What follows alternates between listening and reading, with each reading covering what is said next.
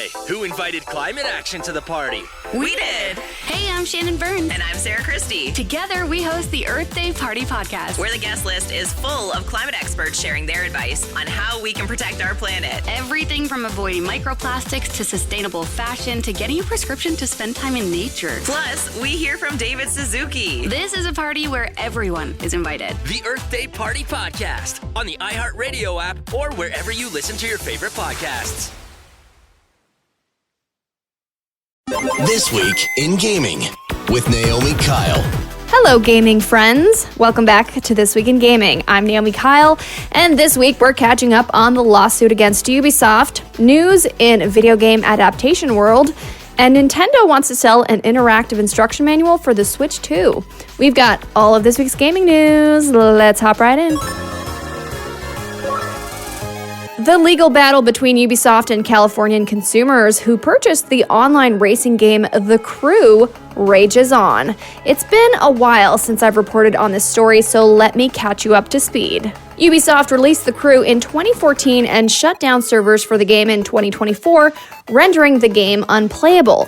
Fans of The Crew are upset and have asked for refunds, to which Ubisoft says it doesn't owe any refunds. Ubisoft claims that players who bought The Crew don't own it, and that their purchase was just a license to access the game for a limited time. And so, with no other recourse, gamers turned to California's legal system and have sued Ubisoft. Now, as of this year, Ubisoft is filing with the court to dismiss the case. Ubisoft's lawyers have written in a statement, and this is going to sound a lot like legal jargon.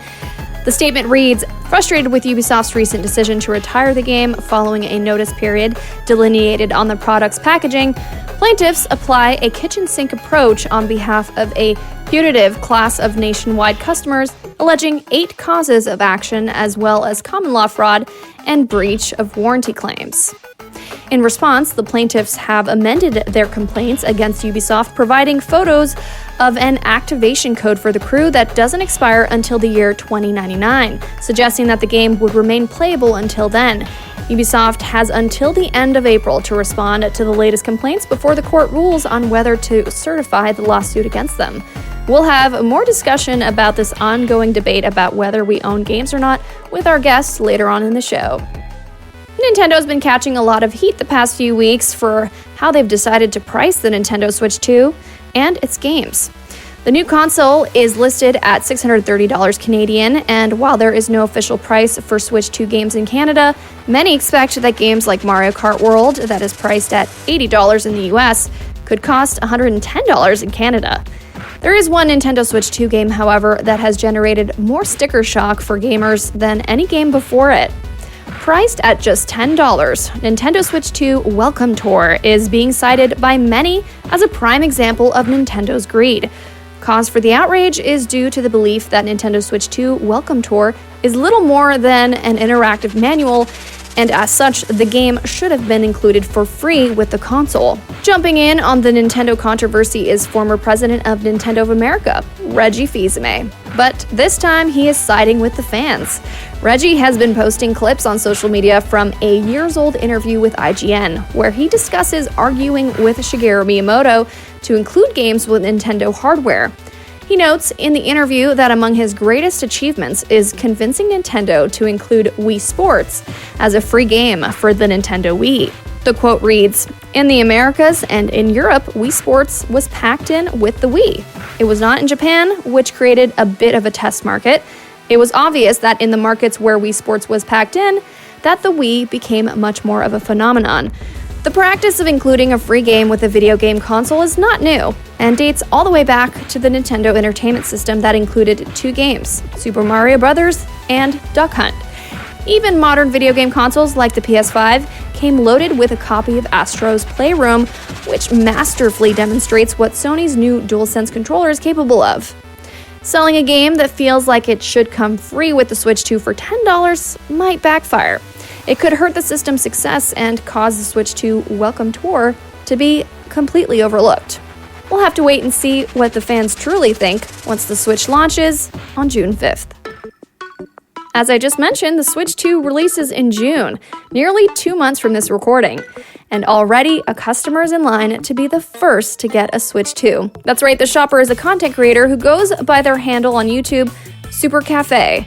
Super Cafe is camped out in a tent in front of the Nintendo store in San Francisco, which doesn't even officially open until May 15th.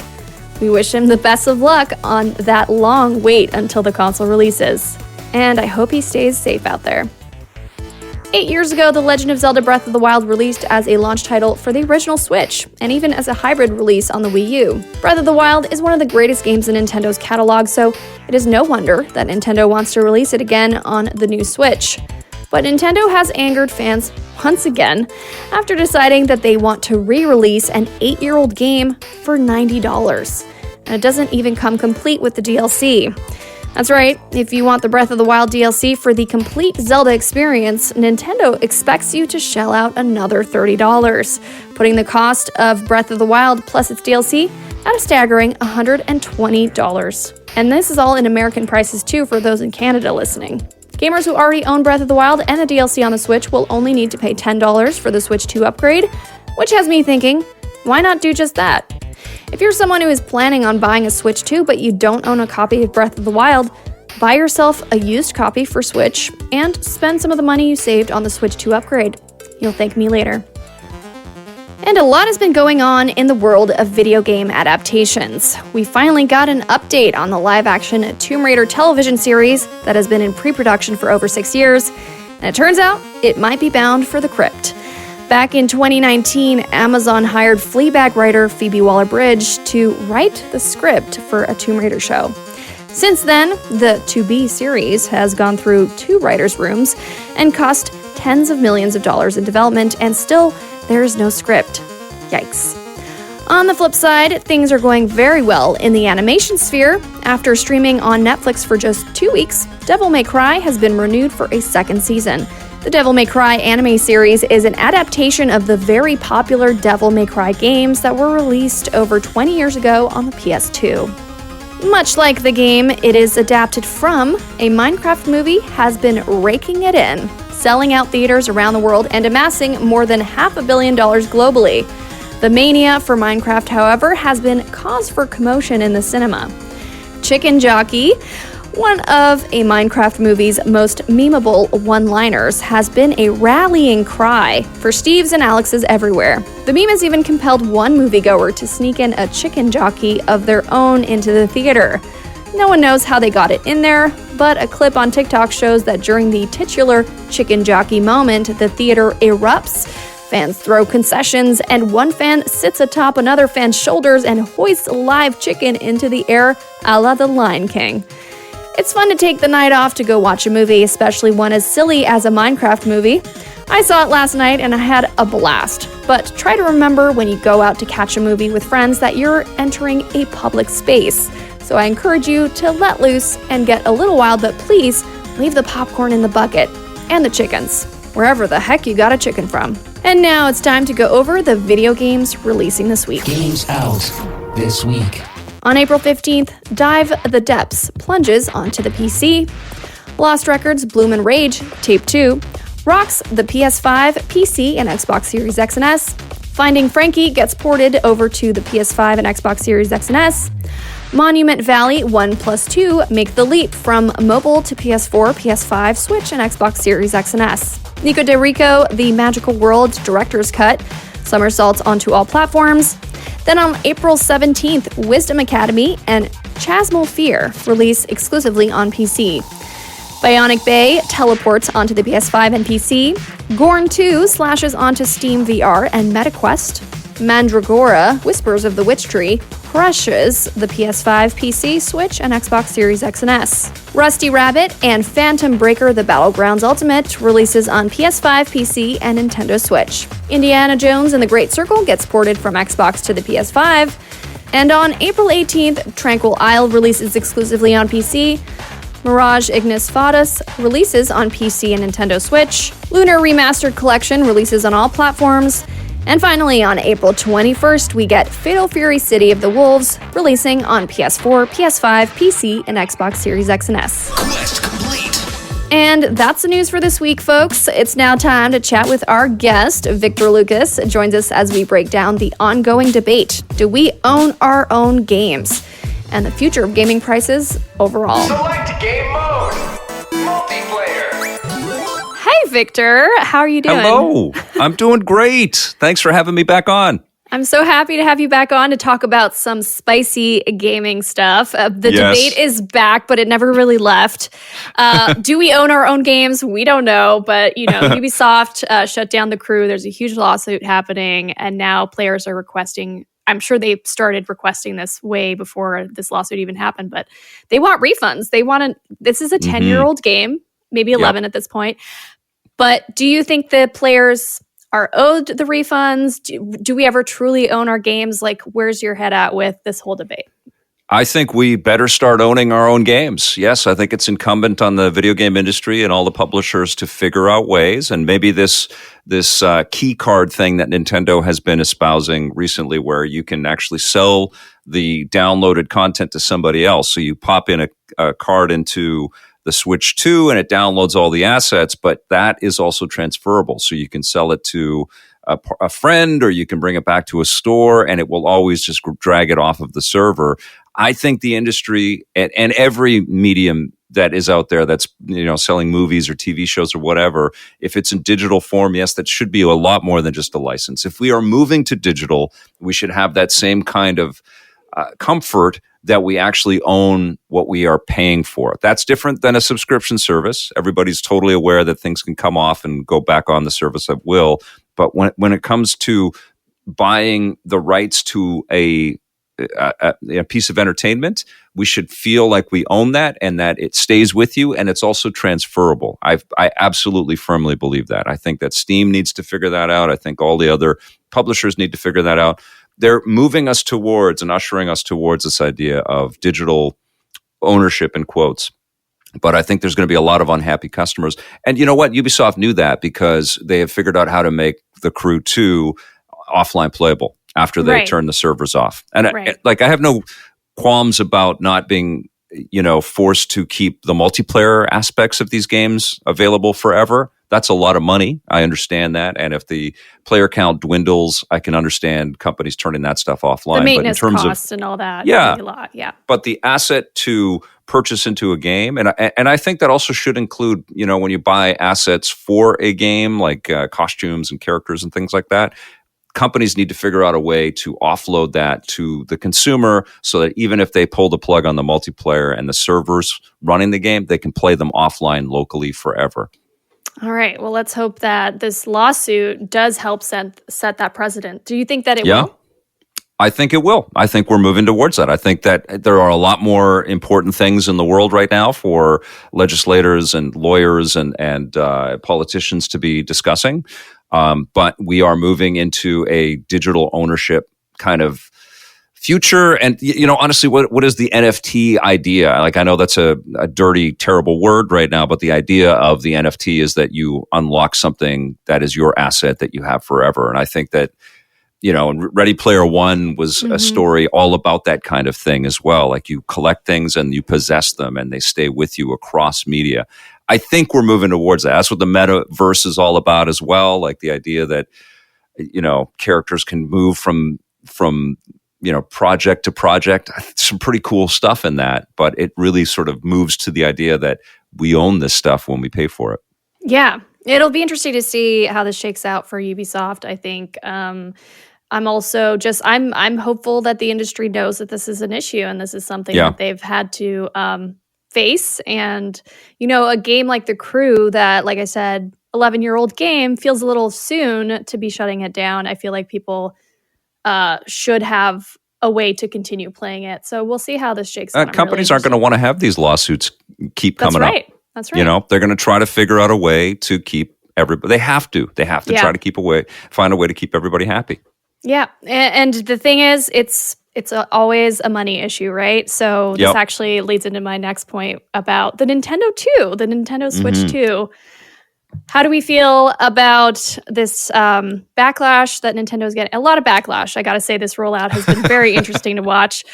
But how do you feel, Welcome Tour being $10? I think $10 doesn't sound like much, but it's are ridiculous. used to. I know. It's ridiculous. Yeah, It's an offensive idea that is something to be purchased. I thought it was so silly for Nintendo to even mention that and to post a little thing in their excellent Direct loaded with amazing information. I'm so excited about the Nintendo Switch 2, but selling the tour that teaches you how to use the console, it's a absolutely demo. Absurd. It's a demo. It really should just be a celebration that you purchased this expensive new gadget, which I think the gadget justifies the purchase price when you compare it to expensive PC handhelds out there like the Steam Deck or the ROG Ally X, which this new system, the Switch 2, kind of compares to almost head to head, which is amazing. This is, I think, one of the first times where Nintendo has really kind of elevated their technology to kind of hit their peer group. Like we're going to be seeing games that look pretty similar across Xbox, PlayStation, and now Nintendo Switch 2. On a tiny handheld. Yeah, and on Steam Deck and on it's really cool. Like the technology of all of this AI upscaling is benefiting everybody, which is really freaking fantastic. Now the creators can just build us these beautiful things and not necessarily worry about the disparity between all of these different gadgets, which is great. So I'm not too concerned about the pricing on the Switch 2. I'm really concerned about $10. That just feels so cheap. It feels cheap in every meaning of the word for Nintendo to tack a price tag on that. Pricing on Mario Kart World is also really crazy. And I really feel like as the industry shifts towards this idea that $100 baseline is the price tag for entry into any game, whether it's Grand Theft Auto 6 or for Mario Canadians Kart right World. now, that's what it is. Yeah. Yeah. That is just a gate. That is just like, stay out if you aren't a super passionate gamer. And I just feel like the industry has a long history of exclusionary practices. And and Nintendo does not fit in that definition. Nintendo has always been welcoming. Yeah. And here we have this situation where it's like, nope, we're going to keep this for the elites, the super fans that have lots of disposable income.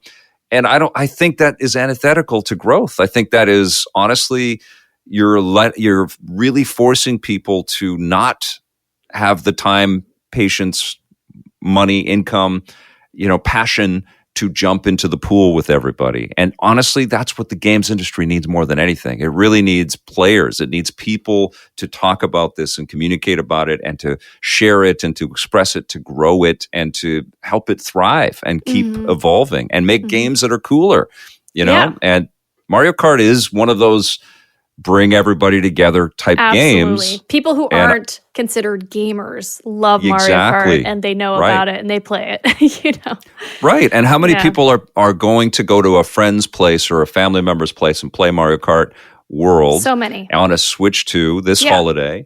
Yeah. And they're going to freak out about how cool it is. And then they're going to go to the store and freak out again about how expensive it all is, know? And I don't think Nintendo needs to do anything about apart from whatever the tariffs are going to mean, but I don't think they need to do anything about the pricing on the console. But that is a very expensive game. And I know they're going to justify it with content.